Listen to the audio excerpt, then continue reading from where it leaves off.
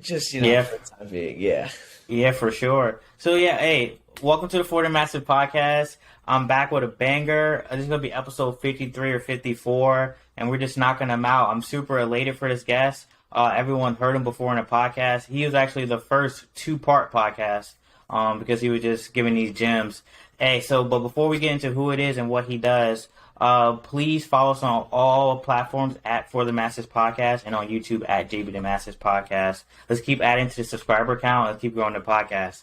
Hey, it's another Wrestling Wednesdays, and I know the wrestling community is super elated for anytime I have a wrestler on, but extremely elated for this young man because he done so many things in the sport, out of the sport, and just done a lot to put the sport in the mainstream. So I got Johnny Dijulius back on the podcast. I appreciate having me back, man. What's happening? Hey, it's a vibe for sure, bro. Hey, you've been doing your thing on the internet for a few months now. It's been a good few months. It's been a very good few months. Yeah, we talked last time about a year ago, I think. Yeah, bro. So you're up there. Yeah, in the past year, a lot has changed. Like what? Time I talked to you, I was coaching at Harvard. Yeah, you were. Right. And so you're no longer there. No longer at Harvard. So right after I talked to you, so just kind of like to give it a quick little, what happened. I love wrestling. Sure. It's the blood in me, right? For sure. That's what I live and breathe. But a lot of my human spirit doesn't allow me to kind of sit still, right? Yeah. Not in a like, hey, I just want to like be insecure and not know what my future holds kind of way, but almost like I enjoy having the option to be super mobile. Yeah. And after 29 years of wrestling, I wanted that mobility for me to decide for myself, whereas, For sure. Hey, I can't do this weekend because I have, I have practice, I have this, I have that. It's just time for me to, start looking, other directions for my disciplines and For sure. whatnot. So yeah, I left Harvard last year around Halloween time, or no, before Halloween, probably end of September, wow. early October. Yeah, I wasn't aware of that. I thought you were still there. But I mean, good for you though. Yeah. Well, it's been good. Social media is just such a convenient thing, e-commerce Sure. and whatnot to have where we don't really have to be in one place right now. We can experience a lot of things, and I've been fortunate to experience some pretty cool stuff, especially in the past year where, I think I've taken advantage of that, full effect. For sure, and a humble Johnny DeJulius on the podcast. He's been doing some incredible things, everyone. And before we get into those things, I have some questions I want to ask you. So I just feel like the stuff you say come from a certain place that I feel like it, but I don't know for sure. So last time you were in a podcast, for everyone listening, we talked a lot about like pick your suffering, or I don't know how to chosen suffering. Yeah, I remember. Yep. Chosen suffering, and you took it to a place where you can apply it after your wrestling life as well, and to this liberation mindset, and then we'll get into it tomorrow too. Mm-hmm. But are you spiritual or religious? Very spiritual. I don't have a lot of I don't practice my religion much. Like I'm not like a non-believer by any means, but very spiritual, definitely. Okay. And where does that come from? Your family? I feel tapped in and connected to things very often, Yeah. Yeah, you talk like you're energetic, like you're feeling the earth, like you understand what's going on. You're drinking your water. So where does that come from, though? Is it just like naturally you, or my is mom, it your family? We talked about my mom last time, and if you're a new listener, unfortunately, she passed away when I was 16. However, I get a lot of my just human spirit, energy, stuff like that, because that's how she was. She, for lack of a better term, grabbed life by the balls. You know what I mean? For sure. She did a lot in her time. She passed away when she was 39, but it wasn't like, hey, let's put stuff off, but it wasn't an irresponsible way. It wasn't like, I'm just going to do everything now and F my responsibilities. It wasn't like that. She was an ass kicker in her professional career. She was one of the most renowned hairdressers in Ohio, right? For sure. Salon. She owned a chain of hair salons. But she made the most of every day. To the max. So while she was disciplined and kicking ass and doing the right things and working hard, she also, fulfilled her human spirit of just, hey, let's get after it and do things we enjoy, So I get a lot of that from her. Man, that's incredible. And I'm sorry to hear that. Like, and I think too, that's a lot why me and you hit it off jump on the first podcast. That was my first hour episode. I want to let you know that. Right? Yeah, I remember. And that was my first hour episode, and we kicked it off because I was pretty close to my mom, and she passed away in 2020. Yeah. So I think that's something that connected us. Thanks, my brother. Yeah, definitely. It reminded me when I did the last podcast, did I talk about my my movie analogy? No, but hey, we could do it again. Let's do it again. So, this is kind of how I view any adversity. It doesn't have to be like death of a family. It could be a relationship. It could be, a wrestling career that went sour, that maybe didn't end the right way. Oh, I didn't win states. Oh, I didn't win nationals. Whatever it is. Pick a movie that maybe you've seen, that maybe we've both seen, that you enjoy. Say 300. Okay, what's the first scene you think of in 300? I think of the Spartans knocking the dude into the pit because he came with a bad and message. That was the first 10 minutes of the movie, right? Yeah, for sure. So why is the first scene you think of not the end credits, right? Yeah. So for me, when someone brings up mom, right, they say, ooh, mom, ooh, what do your parents do? And they're plural. Or they accidentally say your mom joke, which is fine, right? Yeah. Somehow my mom gets brought up. It's always followed by one thing. Oh my gosh, I'm sorry. Yeah. Right? In my opinion, and this isn't anybody's fault, but it's almost like talking about my mom keeps her alive, right? For sure. Why would I want to talk about it, right? Yeah. If I check out tomorrow, talk about me, right? Yeah. So if that's the case, why should the first thought I have be the end credits of her life? I should think about the first 10 minutes of her movie. Disney World. So that's how I like to think about it. I think it's a delusionally optimistic way of viewing adversities, where I can appreciate the relationship, the friendship, the sport, whatever it is that is now over. If the only thing left is to take a silver lining, I might as well take a silver lining type of thing. You know what I mean? Yeah, for sure. So that's kind of how I like to view it. Bro, what's crazy? I feel like I understand that because I went through something very similar. 100%.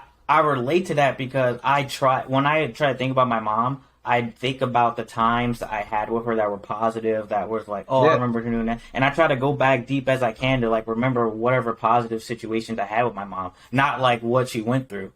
Man, that's crazy. Oh man, that's beautiful that you have that perspective, for sure. Well, your mom will be very proud of you for inspiring people on this podcast. So that's dope. Hey, that means the world, and you're inspiring people, using your platform as well, bro. And I saw something on your story a couple days ago that's fire, and we're gonna get to that later on too. I think is a vibe for sure, and I'm happy. Well, I don't even know what it is. I'm excited. I know, bro. I'm gonna bring it up.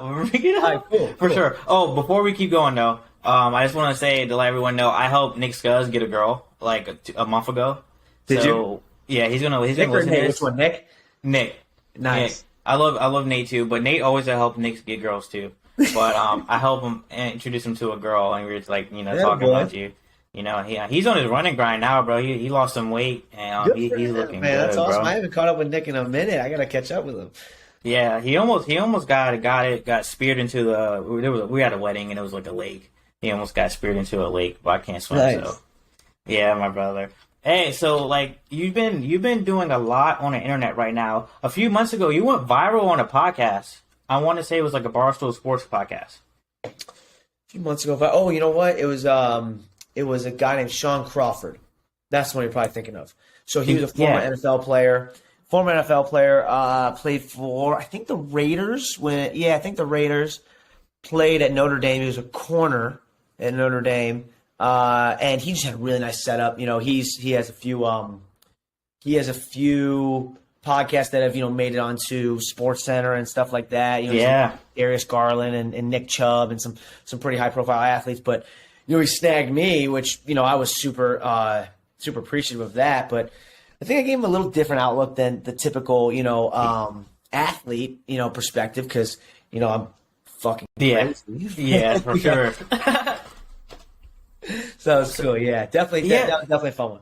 How did he connect with you? He's from Cleveland, actually. And mutual friend said, hey, Johnny does some pretty cool stuff. Might be a good talking point. So just kind of went through that. But yeah, he's a good dude. For sure. So I can't remember what the clip was, but what kind of stuff were you like talking about with him? There was one clip that went with me and crazy. you, stuff we've talked about, the movie with losing mom. One thing I talked about a lot was just how I think, wrestling is just such a great simulator for life, which, a lot of wrestlers have talked about, right? But I like to take us wrestlers, like, have a lot of, like, shallow phrases that are accurate, but nobody goes into them. Like, wrestling for sure. is like Dan Gable's quote, everything else in life is easy, right? But we stop at that. And we expect people to just understand. And I like to really dive into those and talk about, like, for example, wrestling, to me, it's such a good simulator because back to chosen suffering, what's inevitable? We're gonna have whatever word you want to use, suffering, turbulence, some type of, setback. You lose a loved one, you get cheated on or broken up, whatever it is, you break an arm, break a leg. You have these turbulence, suffering moments that are inevitable. Well, I can't control those, right?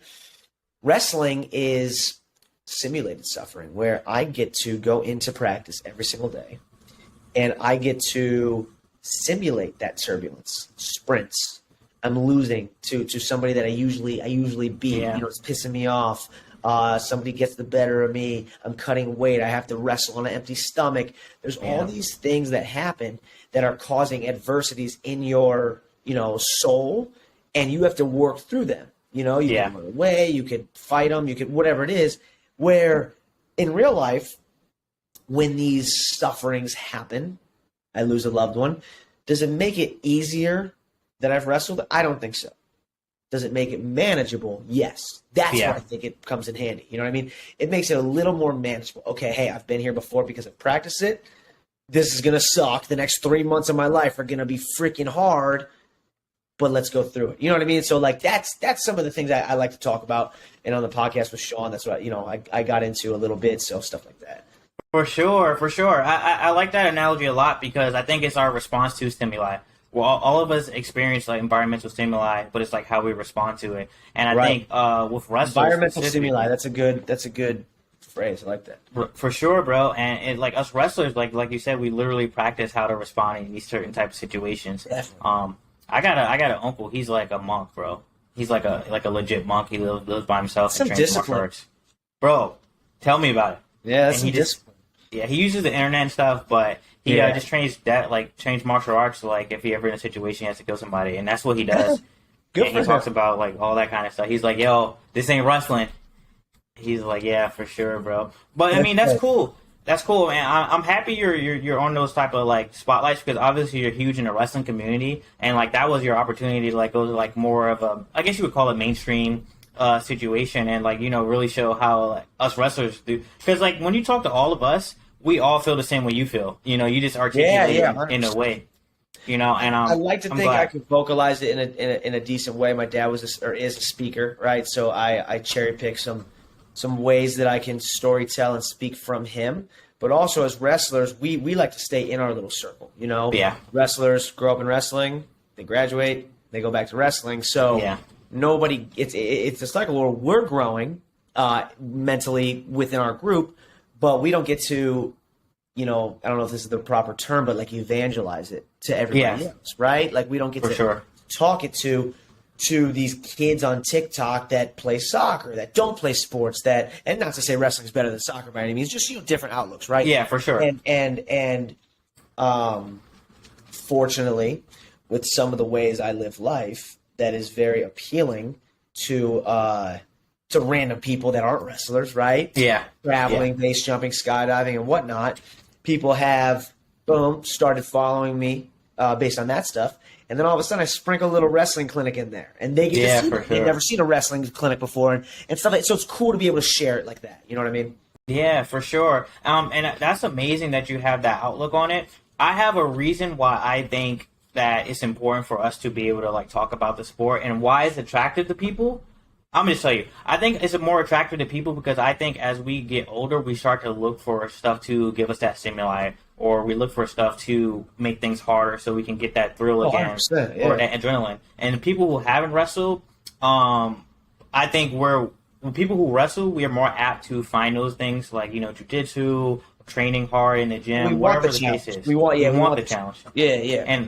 and people are looking for it. So what do you think? Why do you think like people are like attracted to like what you're doing when you start talking about wrestling specifically? Well, okay, so when you first ask somebody a question, a lot of times we claim we want the easiest route possible. For example, it'd be great if I could just snap and be rich, right? People think, and that's a greatness. I want that, right? Yeah, for sure.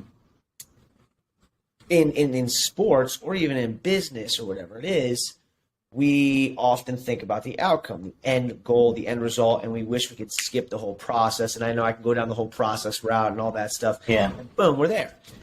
It's funny that we think like that. If you just want to win, go play T-ball. You know what I mean? You're going to win every time. You're going to have that outcome every time. I was playing this little game on my phone a few years ago. You probably remember it. You, like, take the ball and you hit the blocks, and the blocks, like, you know. Okay, yeah. Yeah, remember? So it's like, I think it was called Balls or something like that with a Z. So I'm playing it, and I was, like, addicted, right? I was like, boom, I would lose on level 50. Boom, restart. Lose on level 70. Ooh, beat that one. Restart. And every time I would lose, I would be so, like, addicted to coming back. Yeah. One day I realized, as I'm about to lose, because I know, you know, I'm not going to have enough balls versus how much blocks are left. I'm about to lose. If I swipe out and close the program, and then I open it back up, it restarts me at the level price, right? So now I can never lose. I'm getting the outcome I want. I stopped playing after 2 days. It wasn't stimulating anymore. There's your word, right? It wasn't stimulating anymore. So if it comes easy, it isn't stimulating for anybody, no matter who it is. Would winning the lottery be great? Yes, it would. But the fact that things are challenging makes them addictive, makes them stimulating. We don't, as humans, want things that don't have progression and growth. So for me to be able to see growth in wrestling, hey, lost this match, won this match, got better here, and I can see that, it calls you back. If you don't have that, it's not fun, right? It's not. For sure. It's the same thing every time. You know what I mean? For sure. Why does middle-aged guys like golf as a hobby? There's progression. You learn every single time. It's not just a hobby where, hey, I get outdoors. No, I get to get better at it, right? Every time I try as a hobby. So it's anything that has growth is going to be very addicting to come back to. And anything that has growth has ups and downs, just like wrestling, you know? For sure, bro. And like, man, those are beautiful analogies. So that leads me to ask a question. Obviously, you're in a room with Tom Ryan. He has a book, but like, what kind of like shaped the GOAT for sure? I mean, for sure. And so, what shaped your philosophy? Like, how did you like start developing these like analogies and like your way of thinking and things like that? Because it is deeper. You have to like take the time to go deeper. Like for like, sure. Maturity for sure. Like, you know, we should soundbite this because Tom will appreciate this. All right. Yeah, Shout for sure. Tom Ryan. All right. I like to think of it as like when you're a kid and your dad tells you the same advice over and over and over again, and it goes one ear out the other ear, and then all of a sudden your uncle says it, and he's like the cool uncle who gives you like $100 at Christmas. He can say the exact same advice, and you know it sounds profound from him because you're not hearing it from him every day. You know, when I'm around Tom Ryan, Jay Jaggers, you know, Lou Roselli, all these great Ohio State coaches, they say great things. But sometimes, you know, especially in my case, I wasn't mature enough to you know, take them not just into consideration, but just take them seriously at the time. So through maturity and growth and ups and downs and just, you know, being, you know, life happening, right? You just going through phases of life. You circle back to them. And it's funny because, like, I'll go down the rabbit hole of just philosophical thought and I'll, like, have this, like, profound, like, aha moment. And I'm like, this is how I'm going to start living. And then I'll, like, think about it and I'll be like, I was told this 10 years ago. Like, I didn't just come up with this. Like, but, you know, we think we came up with it because, you know, we're maturing. But I was told it 10 years ago. I just was an idiot back then. You know what I mean? So, Tom, I'm sorry. All right? I was a victim of immaturity. Right? Yeah, for sure. I should have went to class. I know. No, for sure, bro. And that's surreal because I think obviously, you know, I think we all are pretty like different in the sport. And we all had that realization, you know, like, oh man, they told us this years ago. For sure, that's beautiful. So like, attributing it to people is important. You know, a lot of people will grow up and think that they just, you know, snap came up with these realizations about like, how to live a better life and how to be more, mentally healthier or mentally tougher or whatever it is. And they don't realize that there has been subconscious things happening their entire life that brought them there, whether it's fathers or mothers or mentoring figures or coaches. It's like, yo, these people said those exact things that you think you're coming up with right now. And you didn't. Absolutely. Attribute the people that gave you those you really got to be self-aware. You got to have self-awareness. Oh, for sure. I know for even me, like when I see my coaches, I'm like, yo, you impacted me in XYZ ways I didn't realize. Didn't even realize, bro. And I'm like, just so humbled that like I was given an opportunity to be around like good men, for sure, because we're paying it forward, whether or not, like we're talking about this stuff on this podcast. Someone's gonna be like, oh man, that's Johnny Dijulius. Like, man, he said I should like go to class. Oh man, I'm gonna start going to class. Listen, go to class, man. Don't be an idiot like me. Yeah, right? It took me a million years to graduate because I didn't go to class. Nah, you wanted to wrestle. I wanted to wrestle, yeah. But I also, after wrestling, not a lot of people know this actually. I'll just be, candid, about it. But I started college in 2011, had a redshirt year, so 5 years. 2016 was my final wrestling year. I didn't graduate college until 2019 because. Really? Yeah, dude. I was dicking around, being immature, and not taking it seriously. And it was bad for a minute. Like, it was very, like, humbling, and I failed a lot of classes because I didn't show up to classes. And it's so easy to hear, like, oh, the older dudes saying, hey, regret it, right? It's so cliche. Every kid has heard it, but, man, it, like, wasted a lot of time. It's a lot of freaking time not to take it seriously. So definitely should have figured that out earlier. I mean, but like this is the thing, because I got a buddy, right? He went to Jesuit with us too. He played rugby. He went to 3 different schools, transferred from 3 different engineering programs, and he took like 6 or 7 years to graduate too. And I was like, bro, people aren't built like that though. Like people don't like continue it that long enough or get the grades well enough to be able to transfer 3 different schools. Yeah. But brilliant young man. So shout out to you, Berg. But like, it just shows perseverance. Because like being in school that long for your undergraduate, and all your friends and stuff are like graduating already, or maybe even the guys who were freshmen when you went were graduating. Hey, so I'm proud of you. Appreciate you, man. Thank you. Yeah, for sure, bro. I can't regret things, right? But I am where I am right now, and based on the life choices I made behind me, can only do what I can with what I got. Yeah, for sure, bro. And so like let's talk about it. Like you're getting into a lot of like I'm good. You can see me. Yeah, good. All right. So like you're getting into, obviously, like for everyone listening, go back and listen to episode 18, part 1 and 2. We talk about what, like Johnny, what does he do a lot. I don't know if Daredevil will be the correct road. For Daredevil has a stigma to it that like Death Wish, right? And I like to soundbite this one too, right? For sure, let's get it. Number one. A lot of people ask me questions about base jumping, right? That's a very, common thing, you see on social media, whatnot. I by no means am a spokesperson for base jumping, right? I'm not the best base jumper. I'm nowhere near that, right? I just happen to do it and happen to enjoy it and want to be good, want to be great, but that's just where I'm at right now, right? Now, with that being said, a lot of people look at base jumping and they think, oh, it's just a bunch of people who want to open their parachute super low to the ground and woohoo, what a rush. It's not that by any means. It's not reckless. There is a lot of base jumpers, my closest friends in the sport, that are the most calculated, mature, like respectable, like athletes I've ever been around, as much as wrestling, right? I've been around world-class wrestlers. I've been around world-class, Olympic champion, world champion wrestlers. I was a part of NCAA championship team. And these base jumpers have the same disciplines as them. They do everything right.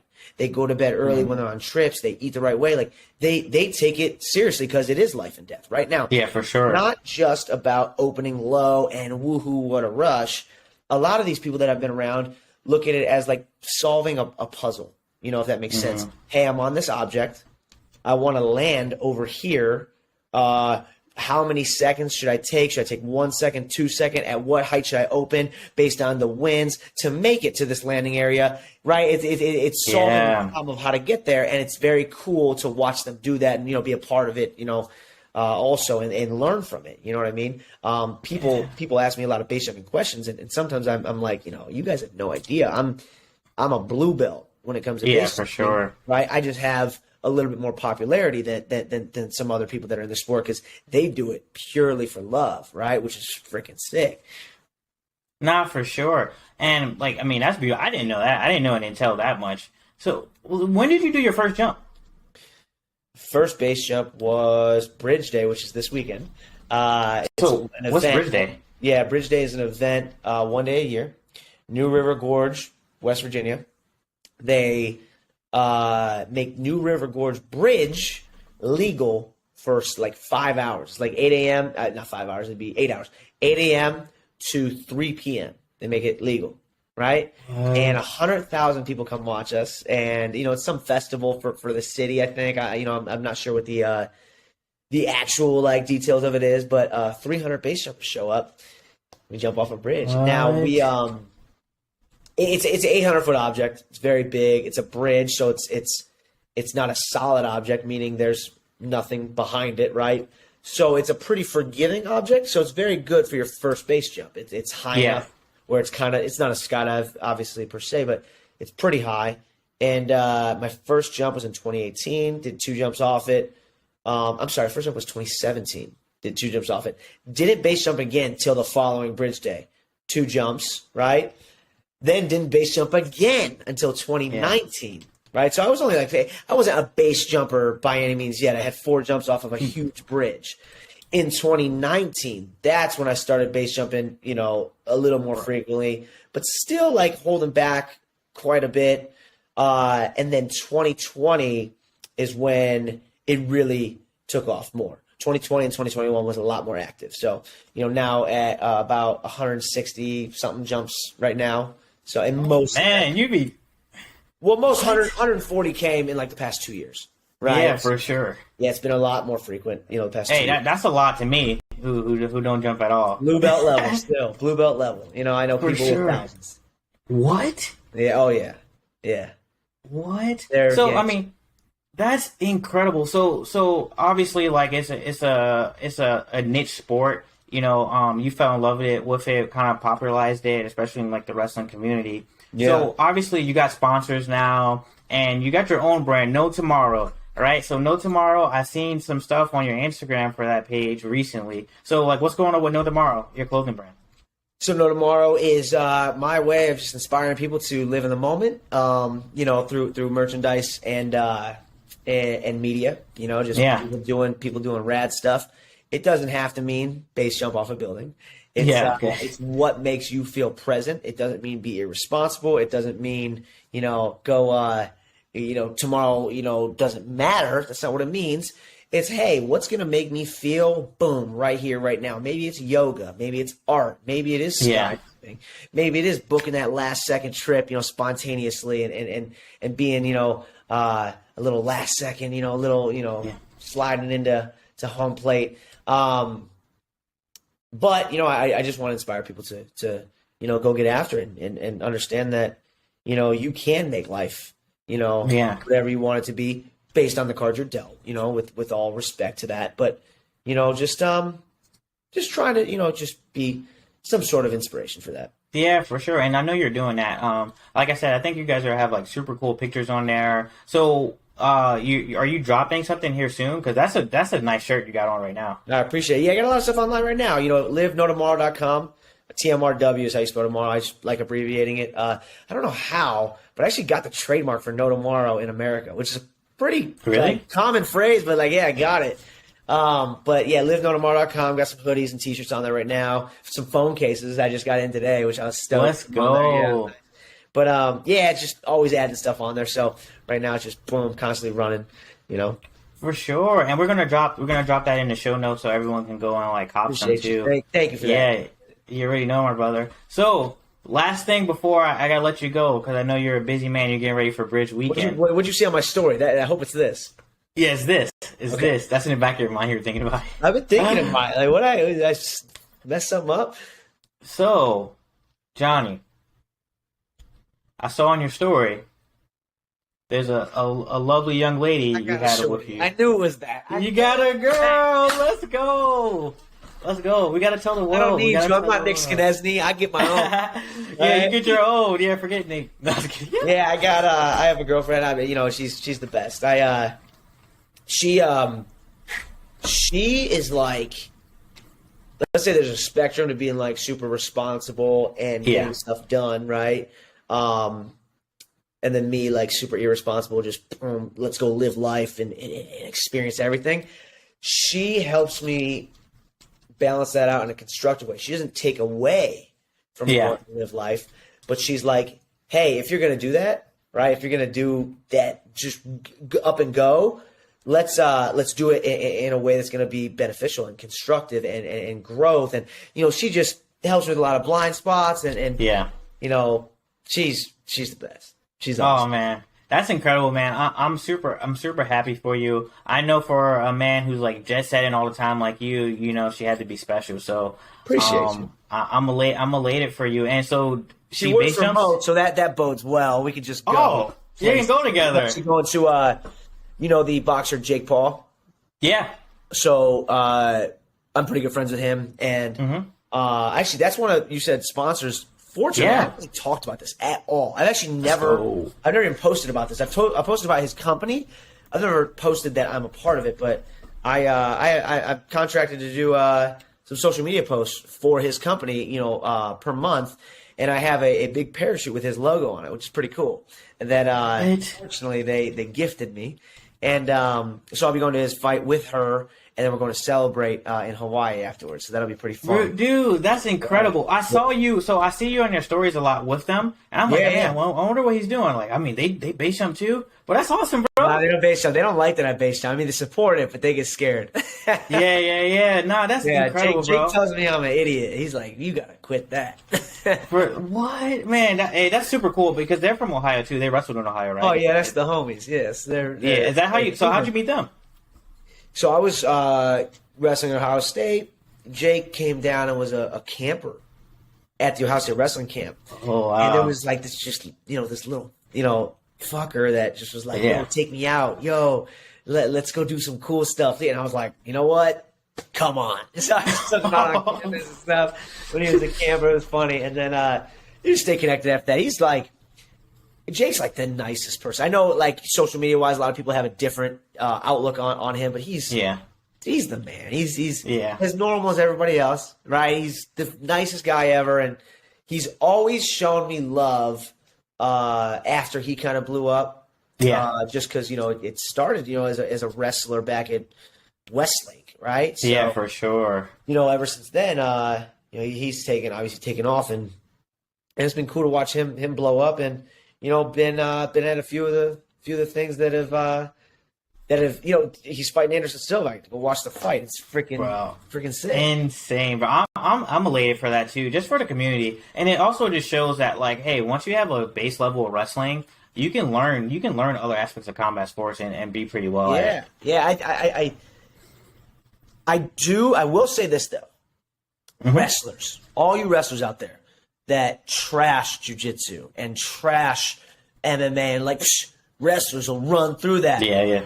Although that might like have some truth at times, like, hey, Bo Nichols wrestling very well, fighting very well because of his wrestling and background.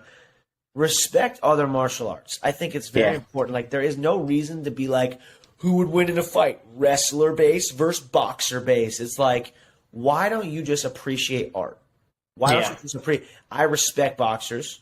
And I hope boxers and athletes, in that field can just be like, yo, wrestling's another combat sport. That's sick also. We don't have to be like, yo, what's better, right? Because we're always going to think wrestling's better. They're always going to think boxing's better, which is fine. Be biased.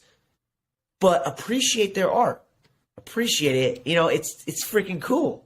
For sure, bro. We can appreciate both of them simultaneously. It doesn't have to be this or that. It's, hey, his wrestling was great in that fight, and so was his stand-up. That was sick, For sure. And, like, how I look at it, too, is, like, the highest levels of both sports, like, once you get up there, like, everyone's a killer. You know what I mean? So that's what I think about, too. Come in and be good just off the street. Yeah, right? for sure. I talk to these like my non-wrestling friends, and they're like, "Yo, I know you wrestle. I know you've trained like MMA, but like I'm built different. Like I'm different. Like no, you're not. You're Yeah, not for built different. sure. You're not built different. Everybody thinks they're tough. Yeah, Everybody, for sure. okay? There are people who have trained their entire life in MMA gyms that will literally kill you. You're not built different because you just see red, bro. Like, no, you don't. Yeah. These people will literally kill you. All right? Oh, well, an MMA fight is different. No, it's not. They'll put you on the ground in the street and elbow your face. Like, Yeah, for sure. You know what I mean? People just like respect the art, you know? For sure. And so remember that uncle I told you about? He trained with the equivalent of like a grandmaster, they call him. Which is basically like ex special forces, Vietnam vet, like all this other stuff. This is the monk, right? I was like, yeah, the monk too. Yeah. So I'm like, dude, like let me Grandmaster. wrestle him. Yeah, okay, now I got it. Yeah. So he's a grandmaster. I'm like, hey, let me wrestle him. He's like, don't ever say that again. He's like, this dude is a trained killer. Like he's not doing this for sport, you know. Right, and from that point on, I was like, hey, say less, you know. So I respect it all for sure. That's awesome. And yeah, bro. So Johnny, like a lot of people listening to this podcast, you know, they want to live their dreams, like there's no tomorrow, you know. So how can they do that? How can they do that? I think that there's a lot of stigmas in society that that I hope people can break. You know, you don't have to do anything because the rest of the world or the rest of the country says that's how it has to be done. Yeah, we see the younger generation doing it quite a bit. You know, we've seen them breaking from the career, you know, the traditional like culture of a career and whatnot. And I don't by any means mean be lazy. Okay. Yeah. I don't want people to be lazy and not work. I think hard work is so important. But value hard work towards passion over hard work towards money.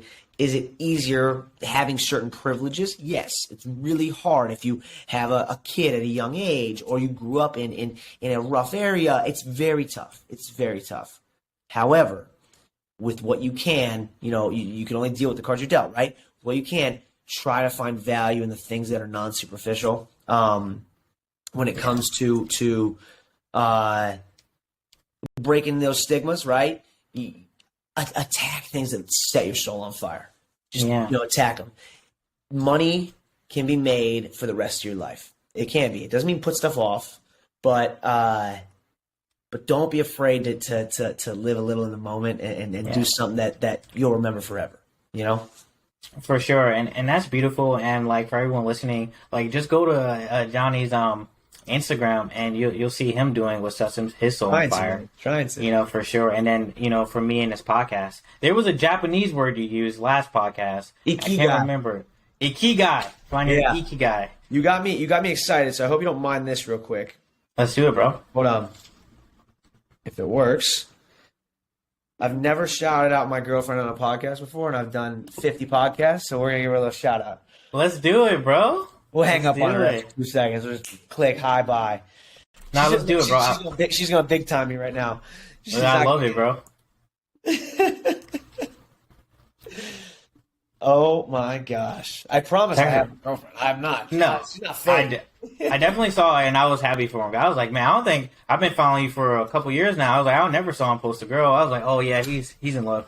See, that's it. Oh, yeah, you hit me with the L word now. Yeah, for sure. Man, look, it says girlfriend unavailable. Damn, it's okay. Cold blooded.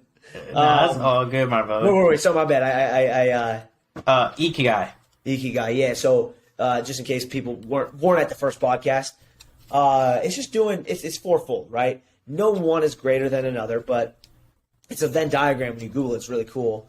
There's, do you love it, right? Do you love it?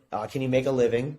Because, you know, money is important. Yeah. You have to be able to make a living. You know, as much as people are like, oh, chase what you love. Oh, chase the check. Like, there is a balance, right? For sure. They both can happen. They both can happen. I could love what makes me money. I could. So, do you love it? Can you make a living doing it? Does it impact the world in a positive way? And am I good at it, right? Am I good at it? A lot of people miss out on does it impact the world in a positive way. I feel like hey, I love this. hey, I can make a little bit of money and I'm pretty good at it, but like they forget, like, hey, do I have a sense of uselessness, or am I useful? Am I contributing to society in a positive way? Because that gives you a little bit more fulfillment, you know. In my opinion, for sure. No. For real, service is important. It's ultimately, are you serving? Are you providing value out into the world? Yeah. You know, and I concur. So Johnny, let's do this. Tell everyone where they can find you. Say your No Tomorrow website again, and let's So let them know. I am at Johnni Dijulius. I spell Johnny a little differently. Actually, my mom gave me this name, Johnnni. She wanted me to be a little bit more unique than all the other Johns in the world, right? So Johnni Dijulius, Dijulius. On Instagram, on TikTok, obviously, on Twitter, if people, still on Twitter, if you're over 30, right? For sure. But as far as No Tomorrow goes, No Tomorrow at Live No Tomorrow, TMRW. Just trying to inspire some people to do some cool shit. Absolutely. You're inspiring me every day. And so, question, bro. When are you starting your podcast? Dude, I actually talked to you about this last time. That's good. And me and Bryce Meredith, shout out B Money, we filmed 3 episodes. Let's go. And then I'm on a travel spree. I've been, like, in the past, 3 months, I've been in the same city for 48 hours. It's been That's lit. And I just have not edited or launched them, and I have been putting them off because there's so many things happening right now. So it's on ice right now. It's on ice. Nah, for sure, it's coming. bro. It's coming. I'll have you on as a guest ASAP. Hey, bro, I look forward to it, man. It always means the world that you stop in and grace the audience with the amazing stuff you're doing. We'll support, bro, for sure. I appreciate you. Hey, my brother. Hey, thanks for jumping on the podcast, bro. No, thank you for having me again. Anytime, seriously, anytime. This is always a blast. I know we gotta talk more in between. We gotta talk more in between between the podcast. And, where are you at right now? I'm in DC. You're in DC right now? Okay, cool. Yeah, bro. For sure, my brother. I'll be out there. Talk soon. I'll be out in Maryland area for a clinic, I think in the winter sometime over one of the breaks. So I'll shoot you a message. Oh, for sure, bro. Yeah, let's link up. Yeah, I'm super close, bro, for sure. Nice. Yeah, my dog. Hey, I appreciate you again, bro. I'm humbled.